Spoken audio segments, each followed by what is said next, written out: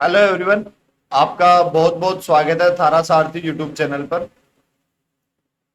और अभी जैसे ही अपनी वेक्टर की सीरीज चल रही है, इसके अंदर ऑलरेडी 10 to 11 लेक्चर्स आ चुके हैं और जो लास्ट लेक्चर आया था वो था एसटीपी की थ्योरी। एसटीपी बोले तो स्केलर ट्रिपल प्रोडक्ट, राइट। आज अपन इस लेक्चर के अंदर इसके क्वेश्चंस करेंगे एसटीपी के। सारे क्वेश्चंस अपने आप में बहुत अच्छे अच्छे क्वेश्चंस हैं। ये क्वेश्चंस आपको तब तक समझ में नहीं आएंगे जब तक आप पीछे वाले चैप्टर में जाके, पीछे वाले लेक्चर में जाके एसटीपी की थ्योरी नहीं देख पाएंगे। इवन एसटीपी ही क्या, अब तक के वेक्टर के सारे लेक्चर्स आए वो देखोगे नहीं तब तक मेरी सारी बातें आप तक कनेक्ट नहीं होगी। वीडियो सारे प्लेलिस्ट में बने हुए हैं, आप प्लेलिस्ट ऊपर भी देख सकते हो, यहाँ पर सारे लेक्चर्स हैं, इसमें आप इनको अच्छे से तैयार कीजिए। चलो पर बिना देरी के स्टार्ट करते हैं। Hello everyone, my name is Vikas Kumar Sharma and I have completed my engineering from IIT Kharagpur. और आज का अपना पहला सवाल है ये वाला। देखो क्या कहना चाह रहे हैं। Find the value of P for which this vector and this vector are linearly dependent or coplanar। तो अगर तीन वेक्टर कोप्लानर है, let's call it A vector, let's call it B vector and this is C vector. अगर ये तीनों के तीनों coplanar है तो इन तीनों का बॉक्स क्या होगा? जीरो। और बॉक्स कैसे निकालते हैं अपन? इन तीनों के जो कंपोनेंट्स है उनका डिटरमिनेंट। तो लिख दो P+1 -3 P, P, P+1 -3 -3 P, P+1। अब ध्यान से देखो, एक स्पेशल डिटरमिनेंट होता है A B C, B C A, C A B. इसकी जो वैल्यू आती है वो आती है -a³ -b³ -c³ +3abc। अब आप ध्यान से देखोगे तो इसमें ना ये दोनों को इंटरचेंज करना पड़ेगा, तब ये ए बी सी फिर बी वाला पैटर्न यहाँ बने। देखो ए बी सी, फिर बी यहाँ पे है बी सी ए, और ये सी ए बी। तो इन दोनों को इंटरचेंज करूंगा तो बाहर एक माइनस लगेगा। तो एक्चुअली ये कौन सा वर्जन है? ये लाइन ऊपर है, ये ऐसा दिया ऊपर a B c, c A b, b C a. तो अगर एक रो इंटरचेंज होते तो डिटरमिनेंट में नेगेटिव आ जाता, मतलब ये क्या बनने वाला है? ऐसा बनने वाला है, राइट। अब अगर ये चीज जीरो है, मतलब ये वाला डिटरमिनेंट जीरो है, तो यहां से मेरे को क्या मिलेगा? ये अपने आप में एक स्पेशल डिटरमिनेंट है बहुत ज्यादा। यहां से क्या मिलेगा? a³ + b³ + c³ = 3abc। ये कब इक्वल होते हैं? या तो a + b + c 0 हो या a = b = c हो। क्लियर हुई क्या मेरी बात? अब आप चाहो तो इसको पूरे को सोल्व कर सकते हो, क्यूबिक बना सकते हो, बट ये अगर आपको ध्यान में है और ये पैटर्न आप ऑब्जर्व कर पा रहे हो तो आपके लिए सवाल 1 मिनट का हो जाएगा। कैसे? देखो, अगर a + b + c 0 हुआ, मतलब P+1 -3 + p कितना हो गया? 0। तो यहां से कितना हो गया? 2p = 2p कितना आ गया अपन? या फिर क्या होगा? P+1 = -3 = p। तो P+1 और p कभी इक्वल नहीं हो सकते, तो यहां से कोई सॉल्यूशन नहीं आएगा। तो इसका आंसर हो गया p = 2। आप चाहो तो पूरा सोल्व कर सकते हो, बट अगर आपको ये वाली बात पता होनी चाहिए actually, a³ + b³ + c³ = 3abc तभी होता है जब a + b + c 0 हो या a = b = c हो। बहुत आसान सवाल हो जाता है ये, और ये स्पेशल डिटरमिनेंट है, ये ध्यान रखना भाई, बहुत ही ज्यादा इंपॉर्टेंट डिटरमिनेंट है। चलो आगे बढ़ते हैं। ये सवाल क्या कहना चाह रहा है? 3 नहीं है, 4 पॉइंट्स है यहाँ पे। Find the value of lambda for which these 4 points are in same plane। ये तो डिट्टो के डिट्टो पिछले लेक्चर में जो पढ़ाए थे वैसे के वैसे सवाल है। एक पॉइंट ए हो गया जो कि कितना हो गया? 103। एक पॉइंट बी हो गया जो कि कितना हो गया? -134। एक पॉइंट सी हो गया जो कि कितना हो गया? 121। और एक पॉइंट डी हो गया जो कि कितना है? λ25। अब 4 पॉइंट अगर आपको एक प्लेन में दियो तो आप इनसे 3 वेक्टर निकाल सकते हो। मान लो पहला वेक्टर ये निकाल लिया, कितना आएगा? 1 - 1 0, 0 - 2 -2 और 3 - 1 2। दूसरा ये वाला वेक्टर निकाल लिया जो कि कितना आएगा? 1 - -1 2 और 0 - 3 -3 और 3 - 4 -1। और एक ये वाला निकाल लेता हूं, ये कितना आएगा? λ -1 2 - 2 0 5 - 1 4। ये इस प्लेन के अपने पास 3 वेक्टर आ गए, और अगर एक प्लेन में 3 वेक्टर और कोप्लानर तो डिटरमिनेंट 0 होगा कि नहीं होगा? यस होगा। तो पहला वेक्टर 1 2 1 नहीं, 1 2 1 नहीं, एक मिनट, ये तो पॉइंट है। पहला वेक्टर कौन सा है अपना, ये वाला ले लेते हैं। ये वाला कितना आया था, ये रहा 0 -2 2। दूसरा ये वाला आया था जो कि कितना है 2 -3 और -1। तीसरा ये आया था लेमडा -1 0 4। इसको 0 कर देना है। तो ओपन करो, इसके अगेंस्ट करोगे तो 0 हो गया 0। फिर -2 के अकॉर्डिंग ओपन करोगे, ये गया 8 प्लस लेमडा -1। उसके बाद इस 2 के रेस्पेक्ट में करोगे तो प्लस का 2, इसके रेस्पेक्ट में कितना आएगा 0 और 3 लेमडा -1। इसको 0 करना है तो सोल्व कर लो। ये बन गया 2, इधर बन गया ये क्या बन गया 7 प्लस लेमडा 2। यहां से ये कितना आ गया माइनस माइनस प्लस का 2 7 प्लस लेमडा, और इधर से कितना आ गया प्लस का 6 लेमडा -1 इक्वल्स टू 0। अगर मेरे को मल्टीप्लाई करना चाहता हूं, ये बन गया 14 प्लस 2 लेमडा, और ये बन गया 6 लेमडा -6 इक्वल्स टू 0। 6 और 2 8 lambda plus 8 equals to 0। Lambda कितना आ गया -1। लेमडा कितना आ गया -1। स्ट्रेट फॉरवर्ड सवाल है। अगर 3 वेक्टर को प्लानर तो उनका डिटरमिनेंट 0 करना होता है। क्लियर हुई मेरी बात। क्यों करना होता है पिछले वाले लेक्चर में जाके देख लो, बहुत डिटेल में समझाया हुआ है। अगला सवाल देखो, इसका बॉक्स ये प्रूव करना है। तो पिछले लेक्चर में मैंने आपको एक प्रॉपर्टी बताई थी, दोबारा कर देता हूं। मान लो एक एल वेक्टर है जो कि ऐसा लिखा हुआ है a vector plus b vector. एक एम वेक्टर लिखा हुआ है जो कि क्या लिखा हुआ है B vector plus c vector. और एक एन वेक्टर। इन तीनों को एक बार अज्यूम कर लेता हूं ताकि वो आइडिया दिखाई दे। फिर मैंने बताया था इसमें box L vector M vector N vector क्या होता है। जो ये 3 वेक्टर दिए इनके कोफिशिएंट्स का डिटरमिनेंट, पहला वेक्टर 1 1 0। सी नहीं है ना इसमें, इसमें ए नहीं है तो 0, बी का 1 सी का 0, और इसमें ए का 1 है, बी नहीं है 1, और बॉक्स एबीसी। सीधी प्रॉपर्टी थी कि नहीं थी। पिछले लेक्चर में जाके देखो, मैंने 4 से 5 प्रॉपर्टीज करवाई थी एसटीपी। उनमें एक ये प्रॉपर्टी ये थी कि जब भी यहां पे वेक्टर ऐसा होगी वो 3 अलग अलग वेक्टर के लीनियर कॉम्बिनेशन में दे रखा हो तो उनको इस वे में कन्वर्ट किया जा सकता है। अब इस डिटरमिनेंट की वैल्यू देख लो कितनी आ रही है 1 1 -0 -1, और ये कितना हो गया 0 0 कैसे हो गया 1 1 -0। ठीक है, अब इसके अगेंस्ट किया तो अरे यहाँ 1 होगा ना, क्या कर दिया देखो ए और बी है तो ए इधर ए का, इधर बी का, और इधर सी का 1 1। फिर बी और सी है तो इधर 1 1 और 1 0 1। ठीक है, अब देखो इसके अगेंस्ट ओपन किया तो ये तो 1 हो गया 1 -0। इसके अगेंस्ट ओपन किया तो 0 -1 0 एक मिनट में दोबारा लिख देता हूं इसको। हाँ भाई, दूसरे वाले 1 के अगेंस्ट ओपन किया तो 1, और इसके ऊपर ओपन किया तो ये तो हो गया 0 -1 0 -1, और लास्ट वाला हो गया 0। तो ये और इसके बाहर कितना बचा हुआ है बॉक्स एबीसी। तो ये कितना आ गया इधर से 2 बॉक्स एबीसी। क्लियर हुई क्या बात। चलो आगे बढ़ते हैं। ये ध्यान रखना भाई, स्ट्रेट फॉरवर्ड तरीका ही है। लो भाई अगेन वैसा ही सवाल आ गया।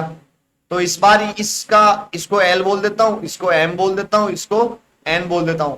तो box of L M N निकालना है, वो कितना हो जाएगा डिटर्मिनेंट ऑफ 1 -1 0 0 1 -1, और ये कितना हो गया यहाँ पे -1 0 1, और इधर कितना आ गया box ABC. Straight forward idea ये आना चाहिए आपको, मस्ट है। तो इसको ओपन किया तो 1 इंटू 1 -0, माइनस ऑफ -1 के साथ ओपन किया तो ये कितना हो गया 0 + 1 0 + 1 मतलब -1 प्लस 0, और इसके बाहर कितना लिखा अपना बॉक्स ए बी सी।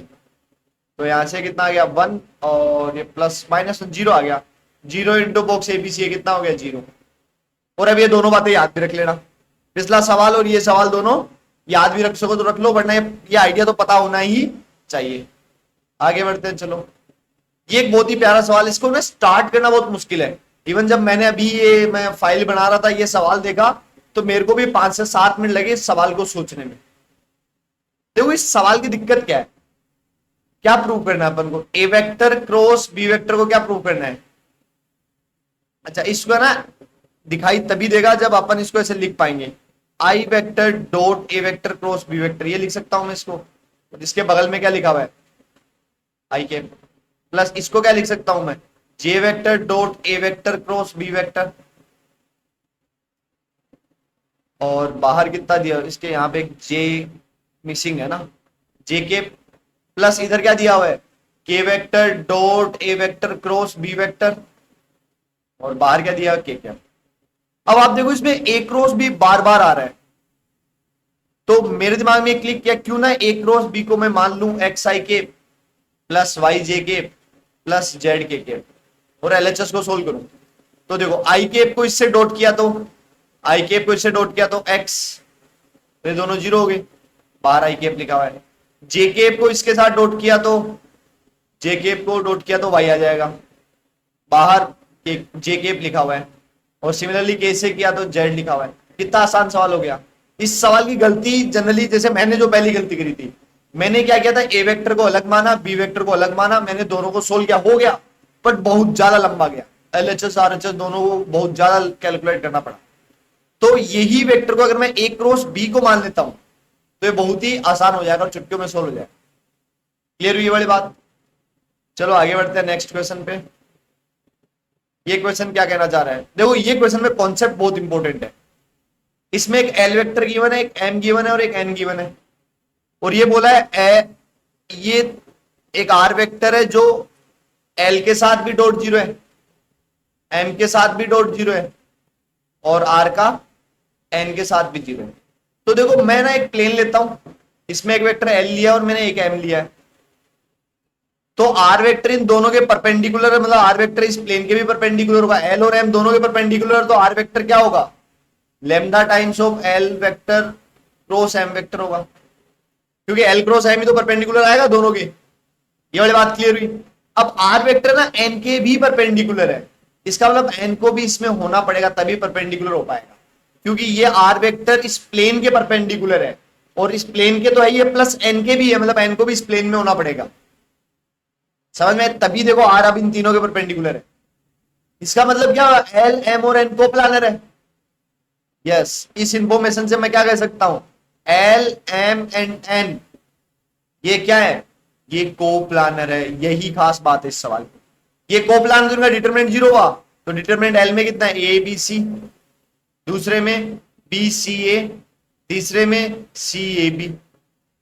अब बी प्रॉपर्टी जस्ट बताई, इसकी वैल्यू क्या होती है, minus A cube minus B cube minus C cube plus 3ab equal to 0।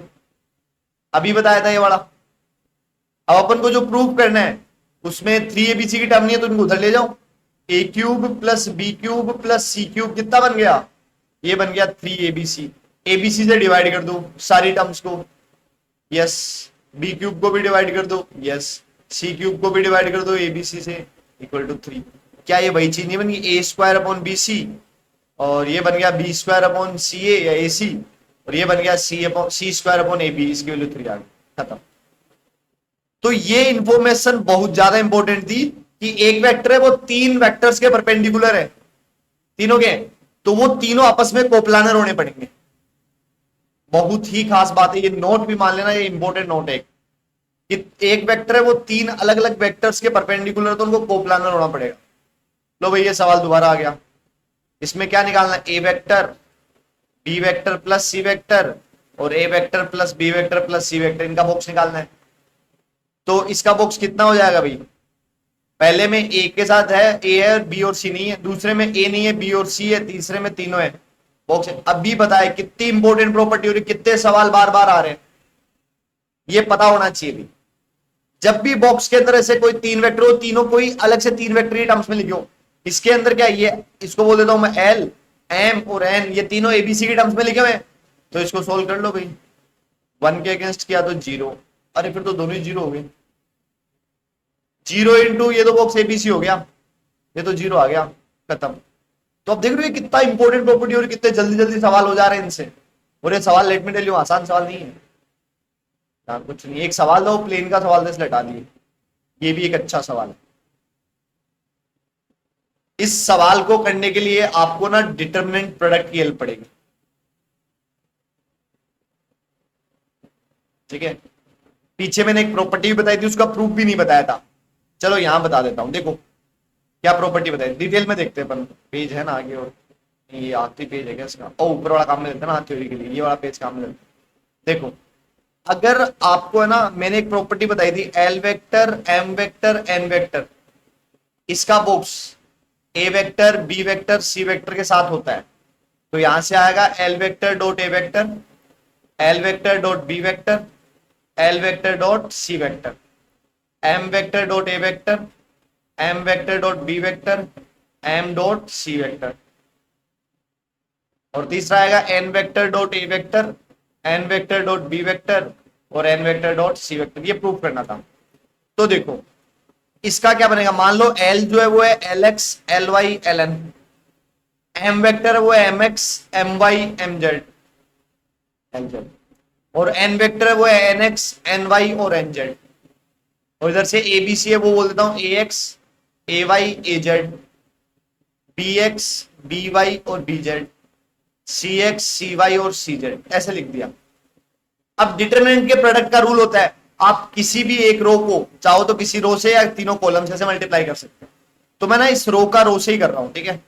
पहले इस रो का मैं तीनों के साथ करूंगा, फिर दूसरी रो का मैं इन तीनों के साथ करूंगा, फिर तीसरी रो का तीनों के साथ करूंगा। ये डिटरमिनेंट प्रोडक्ट होता है। तो देखो भाई, एल वाले को इसके साथ किया तो इधर क्या बना, पहला वाला एलिमेंट एल एक्स ए एक्स, फिर एल वाई ए वाई, फिर एल जेड ए जेड। क्या ये एल वेक्टर डॉट ए वेक्टर नहीं है? ओ हाँ। फिर इसको सेकंड के साथ किया तो क्या बना, L X B X, L Y B Y, L Z B Z. तो क्या ये L vector dot B vector नहीं है?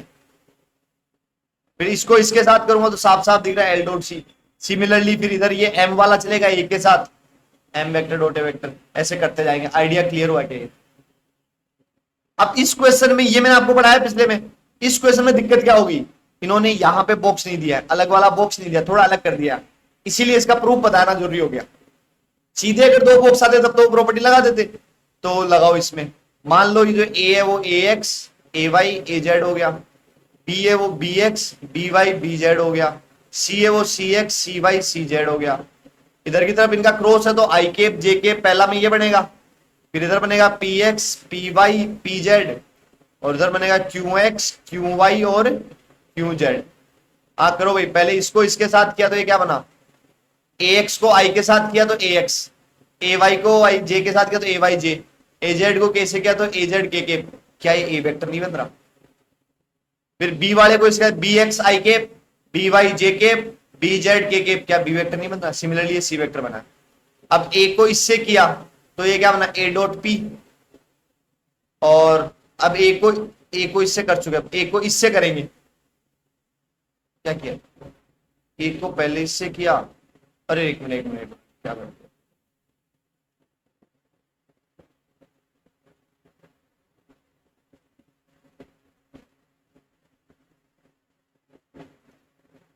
हाँ। तो अब देखो डिटरमिनेंट प्रोडक्ट में क्या था, किसी भी रो को, किसी भी रो या किसी भी कॉलम से कर सकते हैं। मैं रो रो चला रहा हूं, ठीक है। तो ए को इस रो से किया तो ए एक्स आई के, फिर ए वाई जे के, फिर ए जेड के, क्या ये वेक्टर नहीं बन गया?